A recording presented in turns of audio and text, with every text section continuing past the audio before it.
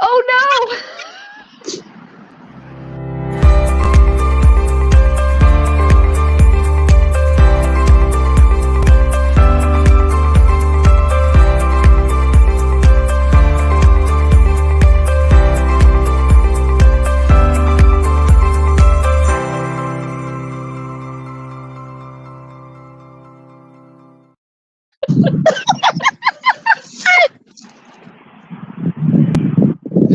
I love you so much. Okay. It's my fault. We went early, so you forgot you were off your game. It's my fault. Not even that. Yesterday, I forgot I was doing something and forgot to end the stream. And Cheryl left already. And so I look over and I'm like, oh no! Ladies and gentlemen, thank you for joining us for Sexologically Speaking with Brittany from Biz Storming. My name is DeVika Lyles, and I own the Center for Transformative Sexology. We generally do these calls every Thursday at 2:15 Central to 2:30 Central, but we decided to start early because today is my birthday, and it threw her completely off. And so thank you for making space for her humanity, for wholeness, and for her being perfect as she is, and if she is not whole, perfect, and complete. Thank you so much. Love you too, Sophia. Guys, listen, if you can't laugh at this stage in life, may you have a fiber-rich diet so you can let that shit go. Thank you, Brittany. Thank you, Sophia. Thank you, everybody who's laughing with us or laughing at us. However you're doing today, whatever you're doing. I'm normally at home, and today I'm not. So I apologize for the street noise. I'll try to give you a heads up if an ambulance comes. If an ambulance comes, remove your earpiece. That's the coaching. Take the coaching. All right. So, one thing, especially if you're watching from my Naturally Polyamorous page or from the Center for Transformative Sexology, or if you know me like personally, one of the things you'll know about me is that I do not hide the work that I'm doing. If I'm working on myself, you're going to know about it. And not because I'm burdening anybody with the work that I'm doing, but because I refuse to hide the work that I'm doing. If I have an insight that I'm working on, I'm going to share it. Because then as I process through it, that makes things available for other people. And last week, I think we were diving into a conversation I had. Oh, no. I had that conversation actually on Saturday about disrespect, and we've been doing some different things. But today what we're going to do in honor of my birthday is we're going to support me in my practice to receiving. That may not sound like a lot, and this is really important for those of you who give and give and give. May you be a parent, may you be a spouse, may you be a teacher, may you be a friend that just knows themselves as a giver. Today, I am practicing the gift of receiving. And a lot of people don't know how to receive things. You resist them. It looks like, oh no, that's okay. You didn't have to. And you make subtle ways of receiving. And then there's other people who go out into the world and they get labeled takers because they just happen to know how to receive. They just happen to know how to make the requests that give people the impetus, the energy to give them things. My son is one such person. My son has mastered at the ripe age of 14 the capacity to receive. 16 days ago on his birthday, my 14-year-old flew a plane because he just is the master of receiving. He'll go to a grocery store or to some store, and sometimes he'll ask me, and sometimes he won't. But he most always comes out with, even if I say no, he almost always comes out with whatever he was going to ask for or did ask for, and I said no. Because my son has mastered the art that is receiving. So what does it take to receive something? One, maybe you make a request, maybe you don't. Maybe you make a request of yourself, maybe you make a request of someone else. Brittany, you and I have done some work on making requests. The request part is really important. The request part, you need to be specific. Don't just say, go to the store and get me toilet paper when you actually want the Mega Math. Red Charmin. Right? You want Charmin. Don't ask for... It has to be red Charmin. There you go. And it has to be 8 rolls instead of 12. And if it's not on sale for $25 or whatever, be specific in your requests. When my son goes out and he comes back with whatever he comes back for, he's not making whatever you want to do. No. He will go to the bookstore. He will be reading a particular book. Someone will buy him the book, that particular book. I believe it's because he's so intent on having and receiving that book that it pulls energy to have that thing that he's creating be purchased. Make your requests. Write them down. Allow yourself to want things. That's where I think I make my biggest mistake. I don't allow myself to want things. That's a different conversation. But allow yourself to want things. In the second space of receiving, practice patience. Allow it to show up. Now, I don't mean long-suffering patience. I don't mean, the patience of a saint. My son, when he goes to the store and he gets something and somebody buys it for him, he's not there for hours. He just trusts the patience. He just trusts the pause. However long it takes 2 minutes. But he trusts and he's patient.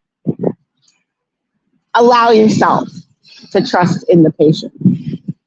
And then really express gratitude and really enjoy what it is to receive things. Don't dismiss the receiving. Don't say I'm not worthy. Don't say I'm not good enough. Don't say they shouldn't have. Don't do any of that. You don't have to be gracious. You know what you get to do? You get to fucking say, thank you. I received that. And then you quietly go and you have a conversation with whatever deity you serve or don't, and you just say, I'd like to experience more of that, please. So, how am I in the intentional practice of receiving today? Well, today is my birthday. That's the tiara. That's all the things. This stain in particular is from the Panda Express because I made a request to try something and then it spilled on my shirt. But anyway, so today is an intentional day. And if you need an intentional reason, some people it's Tuesday. Some people it's their birthday. Some people it's because they woke up in the morning and they said, because of that thing, I'm going to allow myself to receive. I don't care what it is. Allow yourself to receive. So my intentional practice is to go to at least 10 places that are giving me away a free stuff. Now, before you're all like, oh, that's no big deal. They give it to everybody. I do not care. I don't care. It's not about what other people get. It's about my capacity to receive it. It's about me developing an intentional practice to receive it. It's about me in developing, no matter how big or how small, the manifestation of something intentional, purposeful, and enjoyable. Now, how does that relate to sex and sexology? Some of you don't want to receive the sex that you're having, but you don't make a request for the sex that you do. Some of you are not receiving the type of companionship you want, but you don't make a request for the type of companionship you do. Some of you are having rock'em sock'em monkey sex from the chandeliers, getting all that you can, but then also being shitty about it afterwards. Shitty to yourself, shitty to the person, you're hiding it, you experience shame, you lessen yourself. That's not awesome either. Some of you are getting the great sex and the great companionship, and you're not being shameful, but you're also lacking in gratitude. You're not saying thank you. You're not acknowledging that that was something you enjoyed. So now your partner or your person or your whomsoever doesn't know that you actually enjoy what you're receiving. So today, I am receiving. I'm looking for ideas. So I've been to Starbucks. I've been to Panda Express. I went to Ulta. I got like 7 more places that I need to receive free stuff from. And again, I don't care how big or small. I'm looking for ideas. When you are in the space of receiving companionship, stop trying to make it all about the big things. Sometimes the small things are okay. Sometimes that cup of coffee in the morning that they didn't have to bring to you is the beginning of something bigger. So I don't know what you have to do for your intentional practice, but today, join me in receiving. That's the intentional practice. What do you want to say? I know you're over there chomping at the bit. I can tell. Well, on Saturday was Richard's birthday, and all of us adult polyamorous fuckery people went out and went to Boondocks. They give birthday people a free wristband. So you can do golf, you could go around on the golf course for free by yourself a few thousand times if you want. You get a whole wristband to do their things. Oh, I don't know if we have a Boondocks out here, but I'll go look and see what we do have. Thank you. Right? So there might be an arcade or something that has something fun for you. Fantastic. Anybody else? I'm also taking Venmo, Cash App, and Zelle. I used to hate when people did that. Like, why are you begging? No. I am in the practice of intentionally receiving. So if you want to be one of my 10, my Venmo is on my website. My Zelle is on my website. My Cash App is on my website. I don't care if it's $5. It's part of my intentional practice. I love that. And I like the idea of receiving. And when you were talking about, saying thank you. Yeah.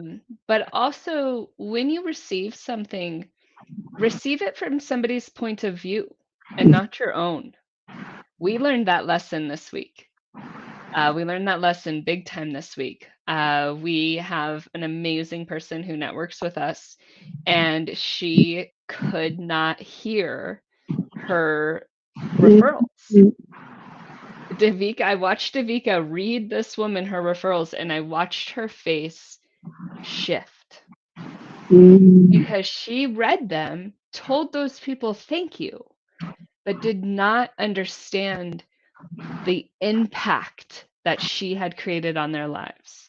So when people are Venmoing you, it's because you've made an impact. When people are sending things to you, her son is an amazing young man. And I mean, he's an old man, young man. He is not a child, okay? He receives things because people say that young man needs this book. People say that young man is making a difference in this world. So when people are giving to you, please understand, everybody, it's because you impacted them. And I need you to not devalue yourself for whatever you think they're giving you. It's not pity. It is literally, you have created impact in my life. Well, and here is my thanks.